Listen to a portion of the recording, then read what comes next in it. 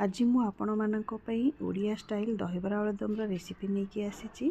यहाँ मो माँ का रेसिपी आई होप आपण मानक भल लगे। प्रथमे बिरी को मु बाटी देइथिली।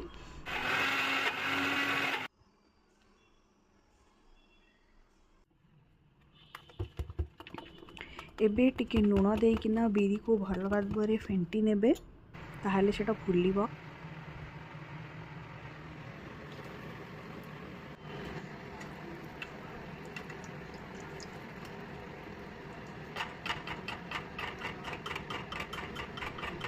बरा गुड़िक छाणी अलग से पेपर रे रखिबे तेल एब्जॉर्ब करने।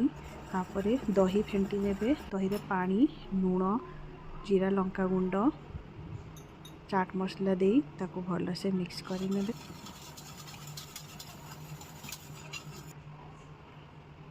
छणा होइथिबा बरा को पानी रे मिसे पकई देबे।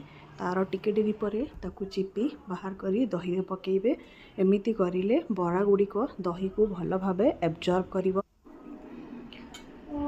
या परे से दही बरा रे आमे छुंक देबा।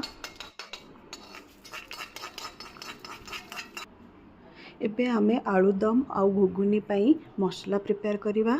पियाज, अदा, रसुण, लंका, दालचीनी, अलैच एतिकी को मिसई भल से बाटी देबा। कढ़ाई रे सोरिष तेल देई सेथिरे जीरा पके भुसुंग पत्र टिके पकेइबा। ता धेरे आमे एबे सुखा मसला देबा। काश्मीरी लाल गुंड, धनिया गुंड, जीरा गुंड,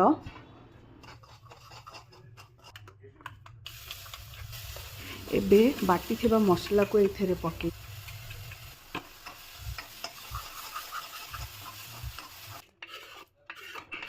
कटा टमाटर आउ टिके लुण देई मसला को भल भावे कषिबा। से सेम मसला रे आमे आलुदम बनैबा आउ घुगुनी भी बनैबा। सिझा आलू किछि आनी अधा मसला रे मिक्स करिकी ताकू गरम मसला देई भल से पानी देकिना निजर झोलर कंसिस्टेंसी एडजस्ट करिकिना ताकू फुटिबा को छाड़ी देबा। आउ गोटे कढ़ाई रे जोठी आमे अधा मसला देइथिले सेथरे सिझा मटर को देई ताकू मिक्स करिबा। इथरे टिके गरम मसला देकिना ताकू पानी देकी कंसिस्टेंसी एडजस्ट करिकिना ताकू टिके फुटिबा पई छाड़ी देबा।